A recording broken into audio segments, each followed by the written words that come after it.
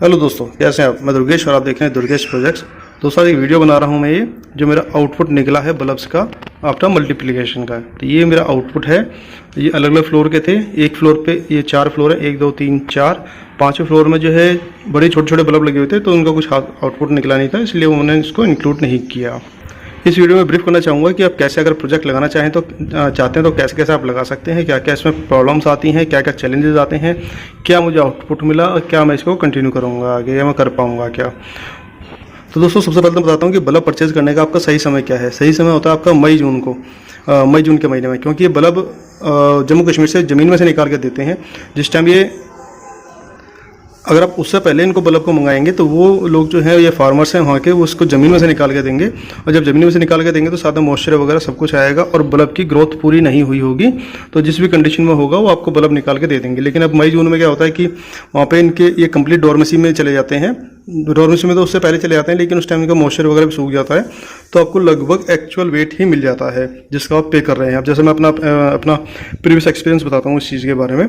ये मैंने 25 जनवरी 2022 में मैंने 10 किलो बल्ब का ऑर्डर किया था।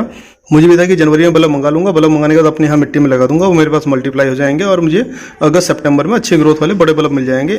इसी तरह का मुझे कन्विंस किया गया था जो मेरे पर्टिकुलर एक सेलर हैं जिनसे मैंने कॉन्टेक्ट किया था फर्स्ट टाइम। बाद में मैंने 50 किलो जो मंगाए तो मैंने दूसरे सेलर से मंगाए थे, क्योंकि मुझे पहले वाले पे भरोसा नहीं हुआ था, उन्होंने मुझे मिस गाइड किया था। तो उसमें क्या था, मैंने उनसे 10 किलो का माल मंगाया था। 10 किलो के माल में उसमें मुझे मिट्टी भी मिली थी, पत्तियाँ भी मिली थी, उसकी शूट्स भी मिली थी और मॉइस्चर भी मिला था। उन सबका वजन करके उन्होंने 10 किलो वजन तोल के मेरे पास भेज दिया था। तो जब मैंने उसको खोल के देखा तो जब मेरे पास आया तो 10 किलो का वजन था उसका। लेकिन अल्टीमेटली जो मुझे बल्ब मिले थे वो लगभग ये जो बल्ब हैं इनसे भी छोटे छोटे बल्ब मिले थे। पेमेंट मैंने पूरे 10 किलो की थी, लेकिन जो मुझे आगे जाके अप्रैल मई में जब ये मॉइस्चर सारा सूख गया था, पत्तियां भी दोबारा सूख गई थी, क्योंकि एक बार जहाँ से उखाड़ के जब दोबारा लगाते हैं मिट्टी में तो वो ग्रो नहीं कर पाते। तो उस केस में मेरे पास आउटपुट निकल के आया था 2 से 2.5 किलो का ही मेरे पास आउटपुट निकला था, वो भी छोटे साइज में, क्योंकि बल्ब प्री मेच्योरली जमीन में से निकाल के भेजे गए थे। तो उससे सीख लेते हुए फिर मैंने दूसरे सेलर से बात की थी। उन्होंने मुझे कमेंट किया था जी आप मई जून से पहले हम आपको नहीं दे सकते, और ये बात मुझे उनकी ठीक लगी थी। फिर मैंने वहाँ से बल्ब मंगाए थे मैंने 50 किलो, और 50 किलो ठीक है पूरा वजन के हिसाब से थे। उसमें ये वाले तो बल्ब बिल्कुल साफ हैं, एकदम क्लीन, जिस तरह के हम एरोफोनिक में अंदर रखते हैं। लेकिन वो बल्ब इस तरह से नहीं आते हैं।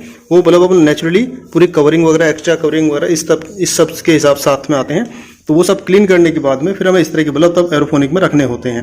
अगर आपको मिट्टी में लगाना है तो आप इसमें भी लगा सकते हैं, ऐसे भी लगा सकते हैं, लेकिन एरोफोनिक में आप इस तरह से लगा सकते हैं, ताकि जो हमारे रूम का जो मॉइस्चर वगैरह रिसोर्सेज हैं वो वेस्ट ना जाएं। और बल्ब को कैसे क्लीन करते हैं, कैसे फंगस वाले छांटते हैं, सेपरेट करते हैं, या पिलपिले से होते हैं उनको अलग करते हैं, उसके लिए मैंने सेपरेट वीडियो बना रखी है चैनल पे मेरे, तो आप वो देख सकते हैं कि बल्ब को कैसे क्लीन करें। इस प्रोजेक्ट को शुरू करने से पहले मैंने एरोफोनिक के बारे में सुना था कि एरोफोनिक की टेक्नोलॉजी होती है जिसमें हम बल्ब से सेफ्रॉन ले सकते हैं। और एरोफोनिक का मतलब है कि हवा में या रूम में रख के विदाउट सॉयल अपना टेम्परेचर कंट्रोल करके, ऐसे ही मैंने सुना था। लेकिन बाद में रिसर्च भी किया, फिर आगे प्रैक्टिकल भी किया। तो एरोफोनिक का मतलब सिर्फ ये होता है कि आपने कंडीशंस वहाँ पे एक रूम में कंडीशन प्रोवाइड करके सेफ्रॉन ले लिया, लेकिन उसके बाद भी आपको फाइनली मिट्टी में ही प्लेस करना पड़ेगा उनको। बिना मिट्टी में तो ये ग्रोथ करेंगे ही नहीं, मल्टीपल होंगे ही नहीं। क्योंकि मैंने काफ़ी वीडियोस में भी देखा था, पहले हर आदमी यही बताता था कि एरोफोनिक में रखो, अपना रूम लैब बनाओ, रूम टेम्परेचर पर रखो और बल्ब लो, लेकिन उसके बाद मिट्टी में रखने के लिए कोई नहीं बताता था। ये मैंने और जगह सर्च किया, ऑनलाइन भी देखा, विदेशों में भी देखा और ईरान वगैरह की वीडियोस देखा, तब क्लियर हुआ कि मिट्टी में भी रखना होता है। तो फिर मैंने इसका मिट्टी का बेड भी बनाया था, यहाँ पे मिट्टी में रखा। मेरे करीब 15 नवंबर के आसपास में तक कंप्लीट फ्लावरिंग हो चुकी थी, 15 से 20 नवंबर तक कंप्लीट फ्लावरिंग आ चुकी थी।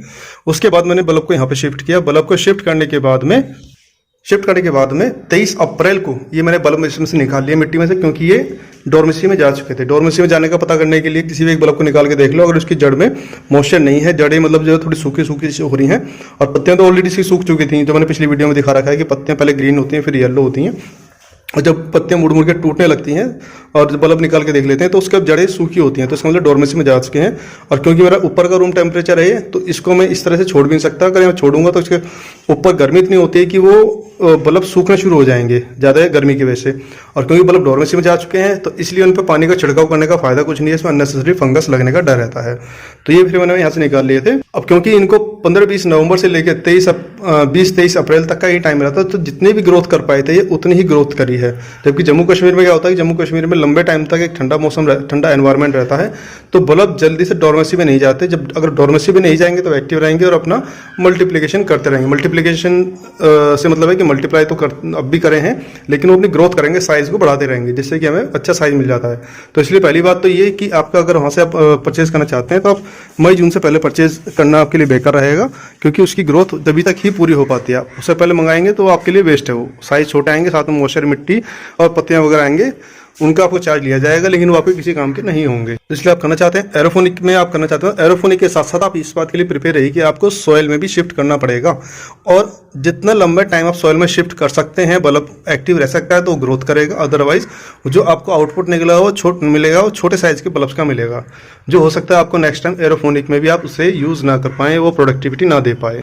तो इसका इम्पैक्ट ये पड़ता है कि जो आपने सपोज पहले बड़े साइज के बल्ब लगाए थे, वो आपको मल्टीप्लाई तो होंगे लेकिन वो छोटे साइज में आएंगे। अब मेरे पास अगर बल्ब को काउंट करूं तो जितने मेरे 50 किलो में बल्ब थे, वो जितने ज़्यादा बल्ब थे उससे ज़्यादा मुझे बल्ब ये वाले मिले हैं, क्वांटिटी में मिले हैं, लेकिन क्योंकि इनको टाइम कम मिला है तो ये उतने साइज़ के मैच्योर नहीं हो पाए हैं। उतने साइज़ के बल्ब नहीं बन पाए हैं जो बड़े बन सकते थे, तो वो बड़े नहीं बने हैं। तो इसमें मुझे एक ही सेटअप समझ में आया है कि अगर हम इस तरह का कोई रूम अगर सेटअप अपने पास कर सकें कि जिसमें सोयल बेड भी हो और उसमें AC भी लग रहा हो और उसमें लंबे टाइम तक कूलिंग दे सकें, उसको मतलब इस फील ही ना हो कि गर्मी का टेम्परेचर आ गया है, मई जून तक अगर हम उसे AC दे सकें तो बल्ब अच्छी ग्रोथ करेंगे। ये मेरा अपना एक्सपीरियंस रहा है इस चीज़ का। ये पर्टिकुलर मैंने करके नहीं देखा, लेकिन क्योंकि गर्मी जल्दी आ गई, डोरमेसी में चले गए, अगर हम गर्मियों को फील ही ना करने दें इनको, तो ये एक्टिव लंबे टाइम तक रहेंगे। बाकी अगर आप एरोफोनिक में लगाते हैं तो एरोफोनिक का मतलब है आपको मिट्टी में लगाने ही पड़ेंगे, और जितना लंबे टाइम आप मिट्टी में लगाएंगे और कंट्रोल एनवायरनमेंट के साथ में और फेवरेबल एनवायरनमेंट के साथ में ज़्यादा ग्रोथ करेंगे बल्ब। अब बात कर लेते हैं स्पेस के लिए, कि आपको कितने केजी के लिए कितने स्पेस की जरूरत पड़ेगी। तो जो मेरा अपना रियल का एक्सपीरियंस रहा है वो ये रहा है कि 100 फूलों पर 1 ग्राम सैफरॉन मिला है मुझे। मैं फिर से रिपीट करता हूँ, 100 बल्ब नहीं, 100 फूल। कई बल्ब ऐसे होते हैं जो फ्लावरिंग नहीं देते, कई बल्ब ऐसे होते हैं जो एक पे 2-2, 3-3 फ्लावर पे आते हैं।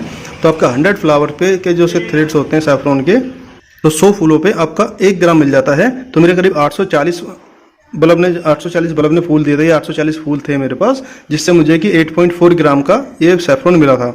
तो इसका मतलब ये भी है कि हर एक बल्ब आपका फूल नहीं देगा। दूसरी बात हम बात करते हैं कि हमें कितना स्पेस की जरूरत पड़ेगी। ये मेरे 50 किलो बल्ब थे, 50 किलो में मैंने 8x4 के 5 फ्लोर लगाए थे, तब मैंने इन बल्ब को प्लेस किया था। यानी कि मोटा मोटा आप ये मान लीजिए कि अगर आपके 10 किलो बल्ब हैं, 10 किलो बल्ब के लिए 8x4 यानी कि 32 स्क्वायर फीट एरिया आपको चाहिए।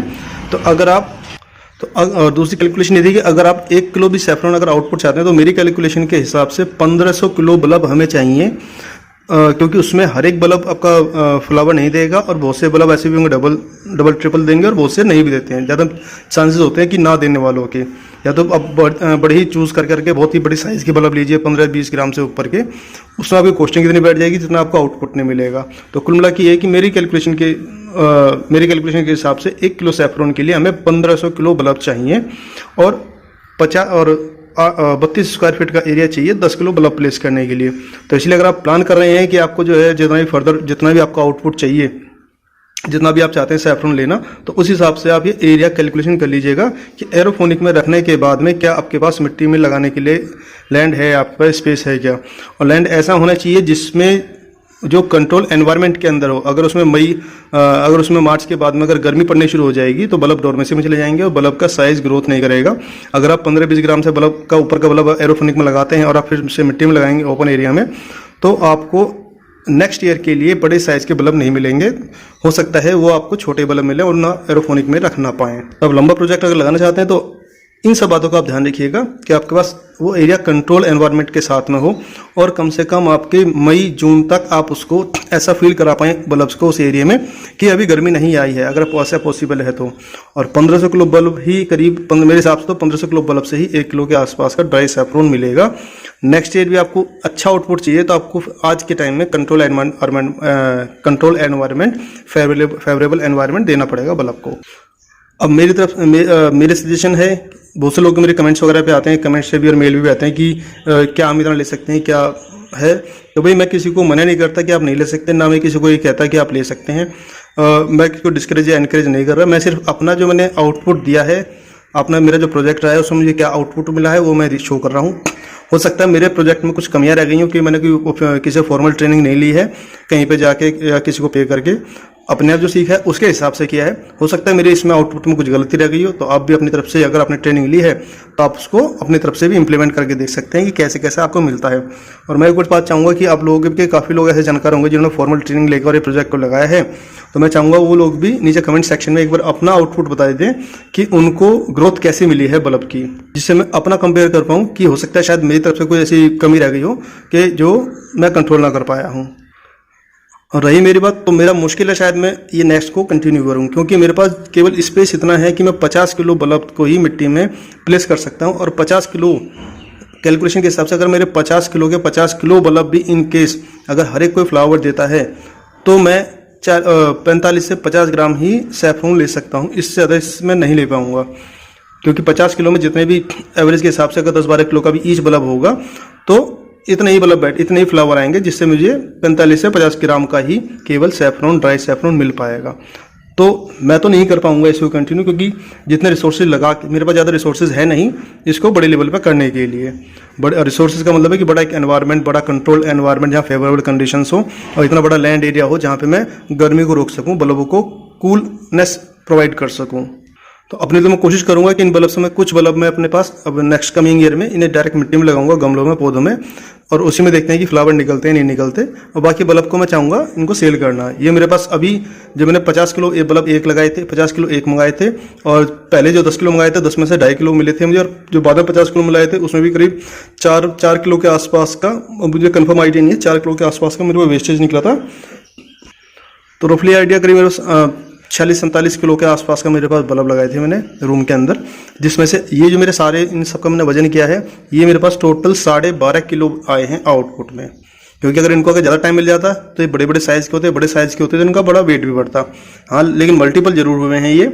अगर कोई ये कहता है कि मल्टीपल नहीं होते तो मल्टीपल जरूर हैं। एक मदर बल्ब से 2-2, 3-3 बल्ब्स निकले हैं जो ऊपर चिपके रहते थे। मैंने अपनी पिछली वीडियो में भी दिखा रखे हैं कि किस तरह मल्टीपल हुए हैं। बस इनको ये कि ये डोर्मेसी में जल्दी चले गए, जिसकी वजह से इनका साइज़ छोटा रह गया।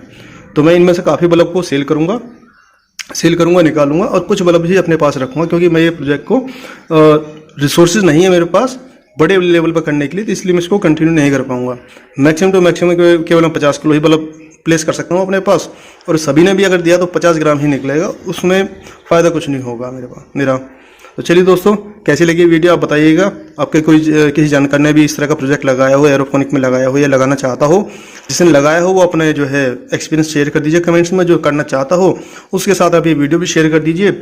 मैं हर एक को ये कहता हूँ अगर आप लगाना चाहते हो बहुत अच्छी बात है, लगाइए, लेकिन बस एक चीज़ मैं रिकमेंड नहीं करता कि आप बड़े लेवल पे मत लगाइए। जैसे काफ़ी लोग 1000-2000 किलो लगाना चाहते हैं, 500 किलो लगाना चाहते हैं, तो मैं उनसे कहता हूँ कि आप अभी स्टार्टिंग में 10-20 किलो का ही प्रोजेक्ट लगा के देखिए अपना, कि उसमें कैसा है आपका ये हो सकता है। एक और कमेंट्स आते हैं मेरे पास कि मैंने एसी में 16 डिग्री से 9 डिग्री कैसे कर लिया, तो उसके बारे में तो अब तक मैंने कोई वीडियो नहीं बनाई है, ना ही मैं बना पाऊंगा, क्योंकि किसी एसी टेक्नीशियन ने ही इसकी सेटिंग की थी और उससे मेरा कॉन्टैक्ट नहीं हो पा रहा है। लेकिन जहाँ तक मुझे आइडिया, उसने सिर्फ जो हमारा टेम्परेचर सेंसर होता है जो सेंस करता है कि 16 डिग्री पहुँच गया नहीं पहुँचा, उस सेंसर के साथ ही कोई सेटिंग की थी कि उसको या तो बाईपास कर दिया था या उसको हटा दिया था, ऐसे समथिंग कुछ किया था। तो उसके बारे में मुझे जानकारी नहीं है, लेकिन हाँ उसने ऐसे कुछ किया था। तो बस उस टाइप की वीडियो नहीं बनाई, बाकी इसके अलावा एवरीथिंग मैंने अपनी हर वीडियोस में डाला हुआ है कि कैसे मैंने ह्यूमिडिफायर बनाया है, कैसे रैक लगाई है, कैसे मिट्टी का पॉट बनाया है, कैसे लगाए हैं, कैसे बल्ब को क्लीन करना है, फंगस से बचाना है, वॉश करना है और एसी का मेंटेन करना है, ये सब बताए हैं। तो चलिए वीडियो ये थोड़ी लंबी हो गई है। चलिए दोस्तों, मिलते हैं एक नई वीडियो में। Have a good day, thank you, bye bye.